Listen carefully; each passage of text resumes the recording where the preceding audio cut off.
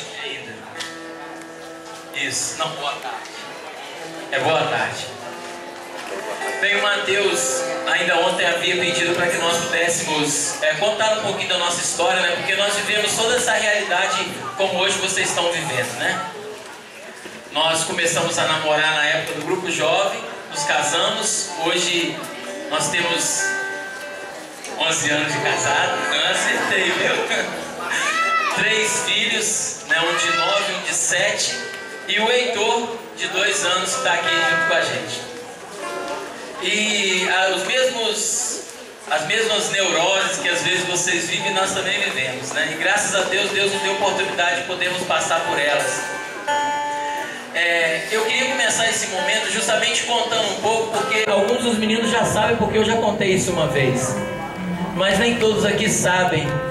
Eu me lembro que no começo do grupo de jovens Mensageiros de Cristo, isso foi anos atrás, eu tinha apenas 5, 6 anos, e eu fui numa reunião junto com a minha irmã, e ela tinha chamado para poder ir, e eu pequenininho lá no meio daquele montão de jovens, eram mais ou menos 40 jovens, e lá eles estavam escolhendo o nome do grupo que iria começar, e de lá surgiu o nome Grupo Mensageiro de Cristo.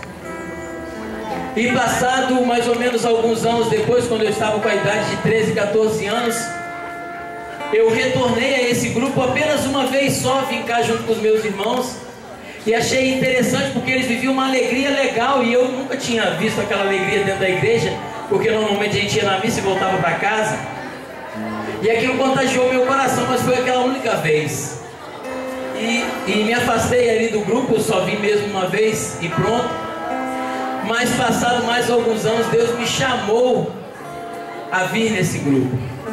Eu me lembro que eu estava passando por situações muito complicadas na minha vida nessa época, e eu vim na igreja, e quando eu vim ali estavam 8 a 9, 10 jovens se reunidos ali dentro. Aquela foi a vez que a minha vida mudou. Eu pude experimentar a Deus naquele encontro ali de 8 jovens, e nunca mais a minha vida seria a mesma, por causa daquela experiência ali com aqueles poucos jovens. E nesse período eu pude experimentar 2 fases do grupo jovem Mensageiro de Cristo.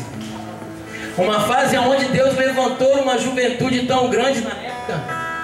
Na época o Reginaldo tinha pouco tempo que voltava do seminário, e nós estávamos começando o trabalho com os jovens aqui. Deus arrebanhou uma quantidade de jovens dentro desse bairro, levantou homens e mais homens. E engraçado, porque na maioria das vezes, na maioria dos grupos, a maioria é mulheres, não é verdade, gente, na igreja hoje? E nessa época Deus levantou uma quantidade de meninos, de jovens. E era tão maravilhoso, porque na verdade dava uma base nas reuniões do grupo, uma média de 100 a 120, 140 jovens. E foi uma realização enorme para a nossa vida, porque nós pudemos experimentar mesmo o poder de Deus, e Deus ia falando, e nós íamos experimentando. Mas com o passar do tempo a nossa fé esfria, e assim foi acontecendo. O grupo foi esfriando, foi diminuindo, até que chegou o ponto, nesse período que o grupo ainda estava muito fervoroso. A Denise chegava aqui na comunidade porque ela participava de outra, e foi se esfriando, mas nós continuávamos ali perseverantes. A palavra que o Reginaldo usou, perseverança, é tudo. E eu me lembro, em alguns momentos dava 3 pessoas no grupo. Tá, deixa eu falar um pouquinho dessa quantidade enorme de jovens que tinha. Então eu vim de uma outra comunidade onde a minha experiência era com catequese e com meninas, né? Que a maioria dos catequistas são as meninas. E quando eu cheguei aqui, eu vi aquela imensidão de homens ajoelhados diante do Senhor, aqueles meninos loucos, que eles queriam dormir diante do sacrário, que queriam passar a noite da igreja, que o amor deles não era por uma menina, não era ir para a rua, não era andar atrás de meninas, mas era andar atrás de Jesus. Eu fiquei encantada com aqueles meninos, e o que eu queria era colar com eles e ficar junto deles.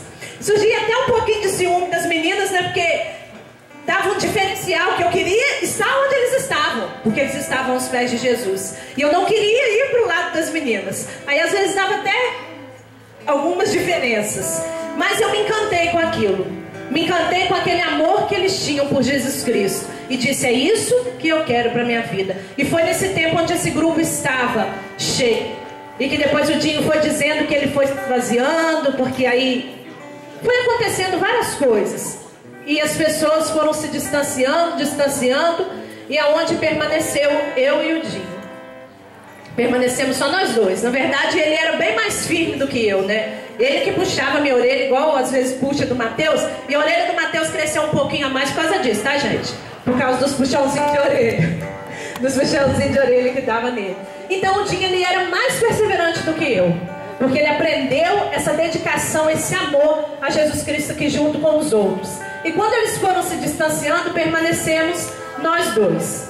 E às vezes eu, como namorada, eu queria o quê? Ir para uma festa de aniversário, eu queria ir para um casamento, eu queria ir para outra coisa que não fosse só a igreja, né?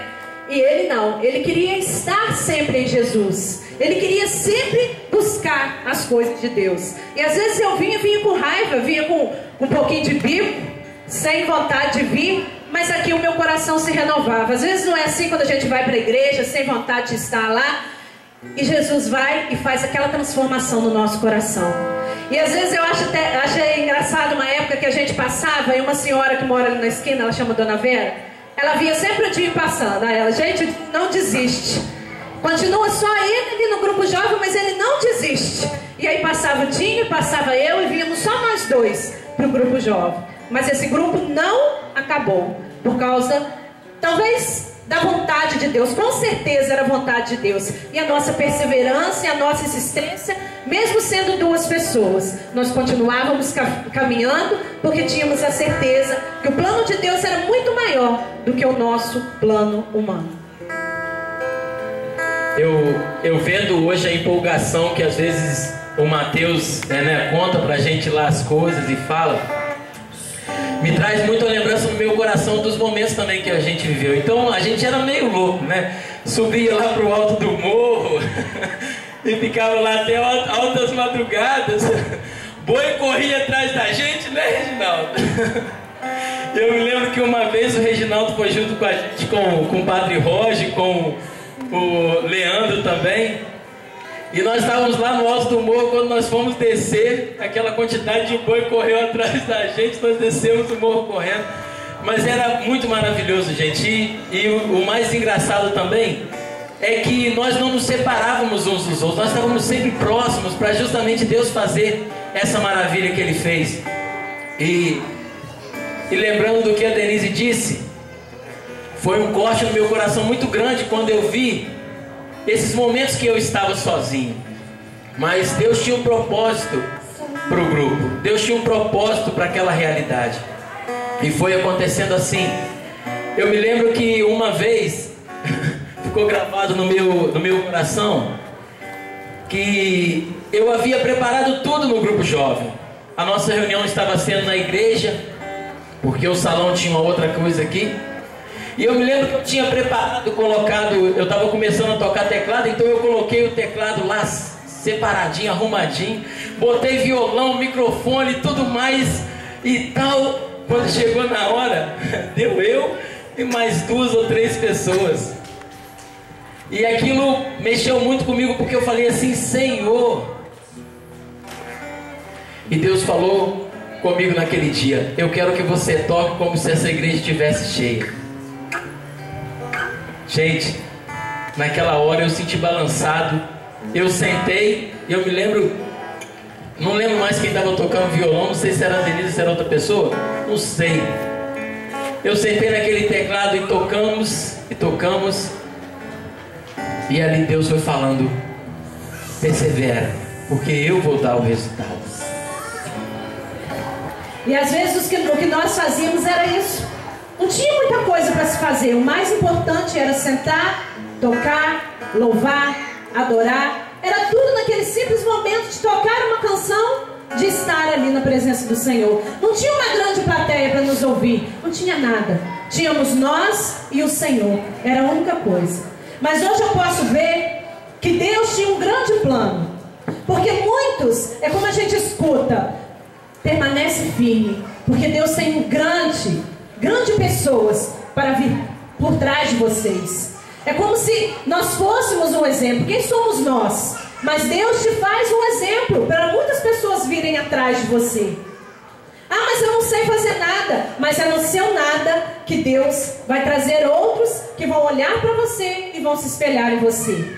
Muitos desses meninos aqui são como os nossos filhos, que cresceram conosco, que aprenderam a catequese conosco, que aprenderam muitas coisas conosco, e que vieram dessa semente que estava lá lançada no chão, de 2 pessoas, e que depois foram vindo mais pessoas. Apareceu uma terceira pessoa, que era a Adriana, que firmava todos os sábados conosco.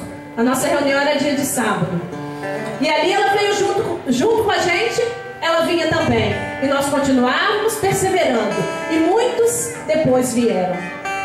Mas eles tinham às vezes vontade de vir? Não.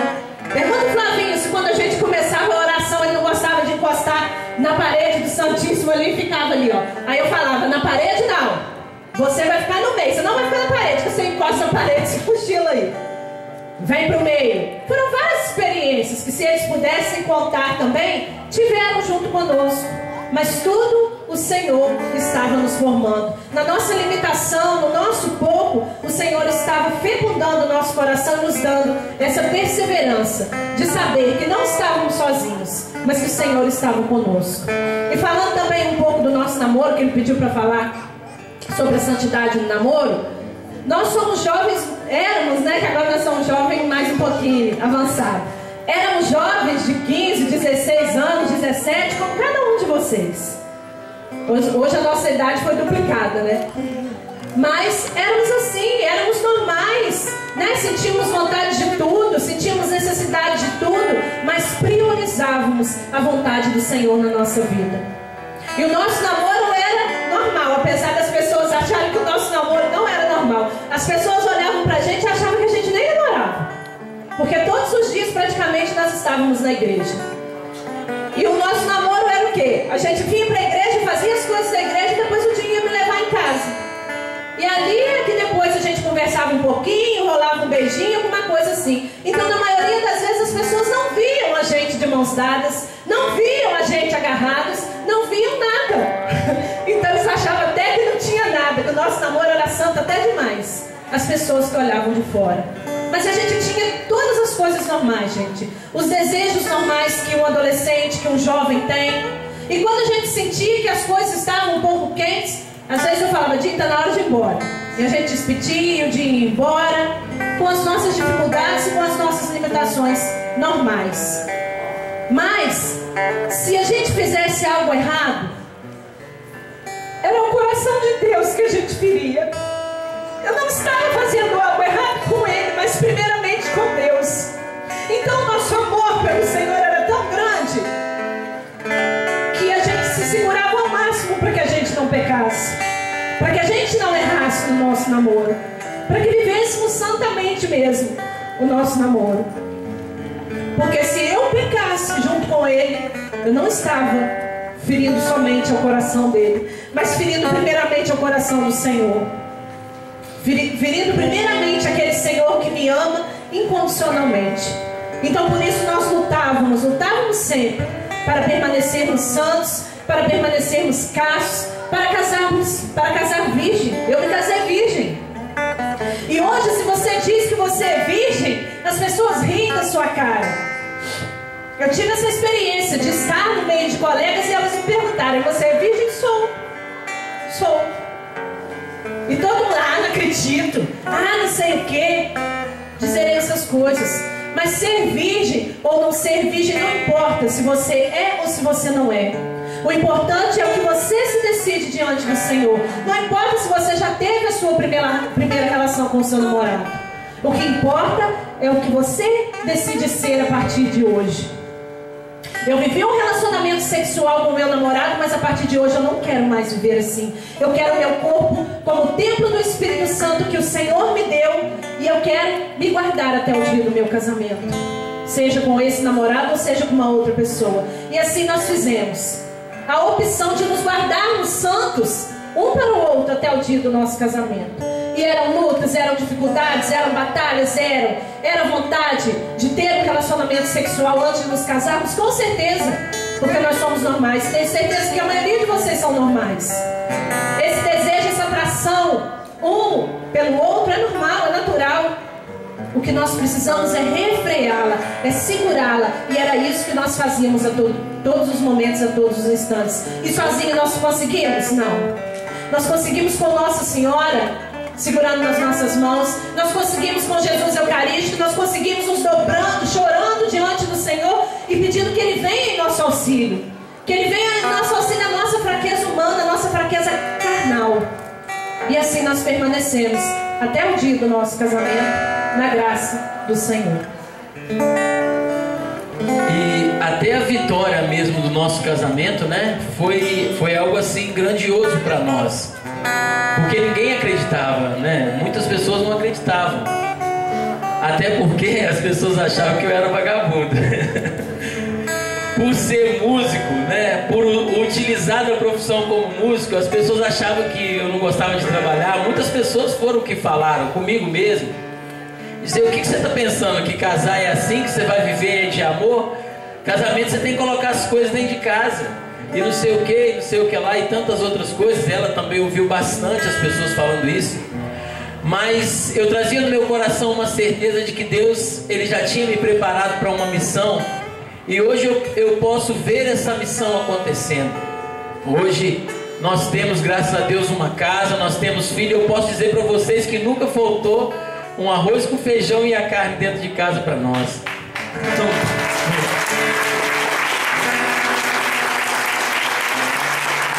eu não esqueço uma vez de uma experiência que nós tivemos, porque na época que nós estávamos nos preparando para casar, a Denise falava assim comigo: eu estou bem achando que nós vamos ganhar a geladeira. Todo dia ela falava isso. Eu estou bem achando que nós vamos ganhar a geladeira. E gente, a geladeira foi a única coisa que nós não ganhamos. Mas o engraçado é que tantas pessoas ajudaram. Eu me lembro uma vez que nós estávamos em oração na casa do Alaí, né? Nossa rotina era essa: todo o dia nós estávamos em algum lugar rezando, ou na igreja, ou na casa do Alaí, ou em outras reuniões.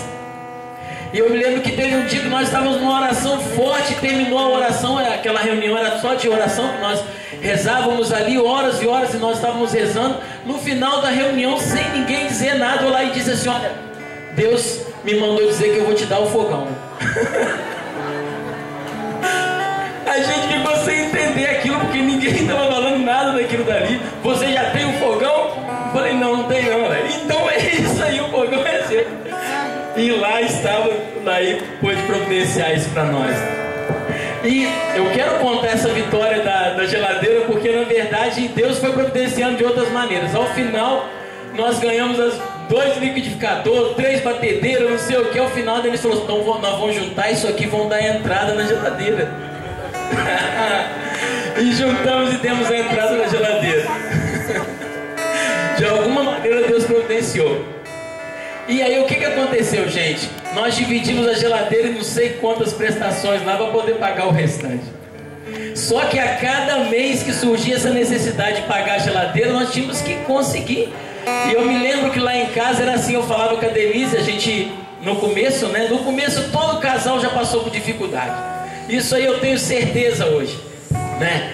Então, no começo eu me lembro que eu falava assim com a Denise: Denise, como é que é? Eu falei: não, nós vamos fazer o seguinte, você compra o que tiver faltando. Acabou o arroz, a gente vai lá e compra. Acabou isso, a gente vai lá e compra. E era assim que a gente ia vivendo e Deus ia abençoando. E eu me lembro que uma vez venci a prestação da geladeira no outro dia.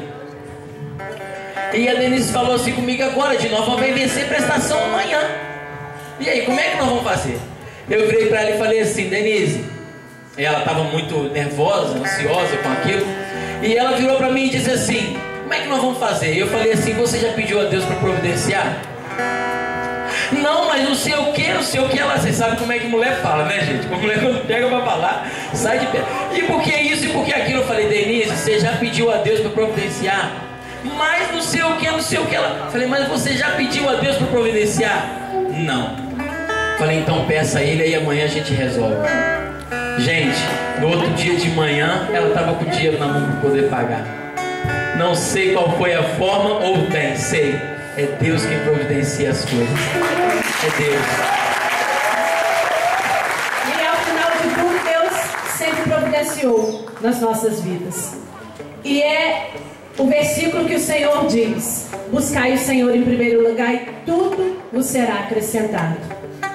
Tenho certeza que nós vivemos isso na nossa pele, na nossa vida, de que buscamos o Senhor e tudo que foi necessário para nós, para nossa família, o Senhor providenciou até hoje. Tenho certeza que continuará providenciando. Mas o lugar em que nós fomos formados, em que nós aprendemos a ser casal, em que aprendemos a ser pai, a ser mãe, foi o início de tudo, foi o grupo jovem. Foi lá que foi lançada a semente, foi lá que foi semeado o plano do Senhor, a vontade do Senhor nas nossas vidas. E nós demos continuidade, porque o Senhor, Ele semeia no coração de cada um de nós. Basta que a gente dê continuidade à vontade dEle ou não. Você tem a opção de perseverar nessa vontade ou de desistir no meio dela. A mulher, ela fala bastante sim. Mas o homem, gente, ele só pega nos 45 do segundo tempo. Ele só acorda no final dos 45 do segundo tempo. Ou às vezes na prorrogação, né? Ou às vezes no finalzinho da prorrogação. Então por isso que a mulher ela é mais agitadinha um pouquinho, ela coloca mais pra frente as coisas. E eu só posso dizer a vocês, gente, pra terminar, porque senão a gente vai ficar aqui contando história, que o Senhor, e o versículo do nosso convite de casamento era isso, que o Senhor, Ele fez muito mais do que aquilo que nós pudéssemos imaginar, né? Grandes coisas o Senhor fez. Nós às vezes dizemos: grandes coisas o Senhor vai realizar. Nós não imaginamos quais são essas grandes coisas, mas Ele realiza além daquilo que nós imaginamos, além daquilo que nós pensamos, além daquilo que nós desejamos. Tudo que nos é necessário, Ele providencia no momento certo e na hora certa em que nós vamos precisar de tal coisa. O mais importante é permanecer diante dele. E graças a Deus, Deus colocou o Dinho do meu lado, que me ensinou muitas vezes esse caminho. Quantas vezes eu não queria, quantas vezes eu estava desanimada, ele estava ali para me sustentar, ele estava ali para me ajudar, para segurar na minha mão e dizer: vamos continuar. Mesmo que ao redor todas as pessoas atirassem pedras e falassem vários tipos de coisa, ele estava ali segurando a minha mão e me dizendo: vamos continuar, porque o caminho é esse. Que Deus, que você que tem a vocação do matrimônio, que você que tem a vocação do sacerdócio, não sabe ainda qual é a sua vocação, peça ao Senhor que coloque uma pessoa ao seu lado para que cumpra o plano dele junto com você. Porque você é parte de um plano de Deus, você é parte de uma vontade de Deus, que ela precisa ser completada ou com alguém ao seu lado, ou com outro tipo de vocação. Mas seja firme, seja fiel naquilo que o Senhor pedir a você. E não tenha medo, não tenha medo de levantar a bandeira: sou de Cristo, quero seguir a vontade dele, quero continuar o caminho dele, quero ser perseverante na vontade do Senhor. Amém? E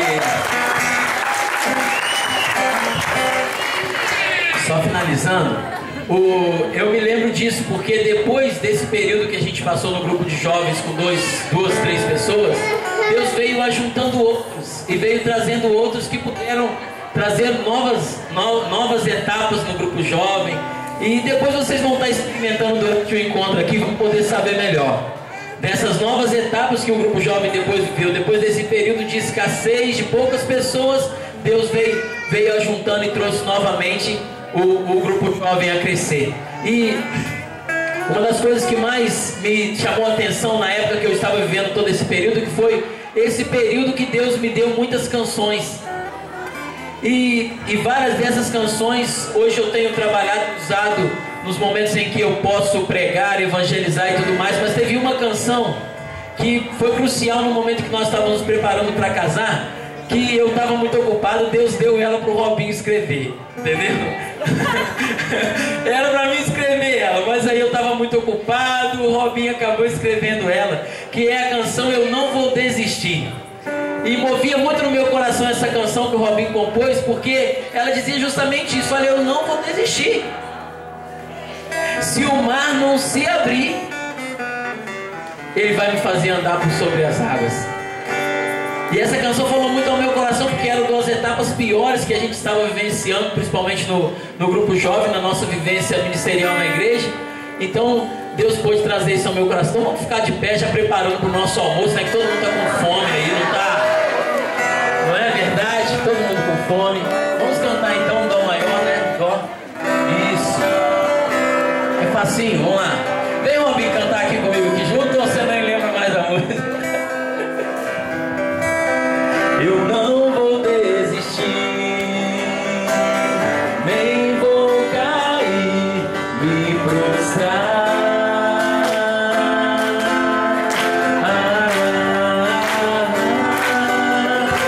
Se o mar não se abrir, tu vais fazer eu passar.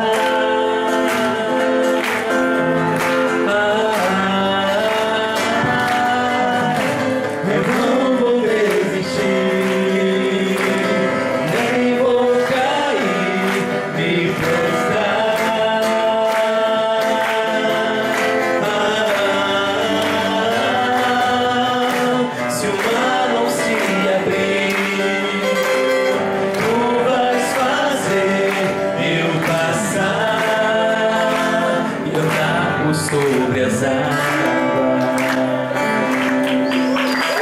Deus, pessoa que fala isso, olha, Deus vai te fazer andar sobre as águas. Hoje é engraçado pra mim porque eu não vejo só aqui os meninos como cria minha não, porque a Tainá aprendeu a tocar comigo, a Letícia, o Juninho também, né? O Mateus de certa maneira, o Flavinho tem muito chão de orelha dele, mas aí hoje ele é o baterista que ele é. Mas eu vejo alguns rostinhos que eu tive também a oportunidade de ensinar assim no meio aí, olha. Lá atrás estou vendo lá o Átila, o Kaique também pequenininho. E tem tantos outros, Bárbara aqui de São João e tantos outros que eu tive a oportunidade de poder ensinar. Então, muito obrigado, tá bom, gente? Permanece firme na perseverança porque Deus tem mais para nós, amém? Dá uma salva de palmas para eles aí, gente.